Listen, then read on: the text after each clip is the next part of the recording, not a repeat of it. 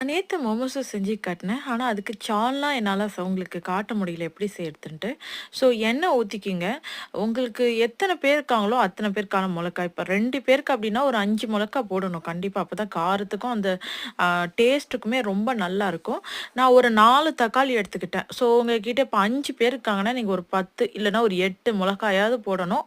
ஒரு தக்காளி நான் 5 பேர் இருக்காங்கன்னா, கிட்ட ஒரு 10 தக்காளி போட்டா தான் ரொம்ப நல்லாருக்கும். ஒரு 10 தக்காளி, ஒரு 4 பல்லு பூண்டு, கொஞ்சோண்டு இஞ்சி, அதுக்கப்புறமேட்டா உப்பு இதெல்லாம் போட்டு நல்லா வதக்கிடணும். நல்லா வதக்கிட்டு, அந்த நான் போடுறேன் இல்லையா, அந்த அளவுக்கு வதக்கிணும். ரொம்ப ட்ரை ஆக்கிடாதீங்க.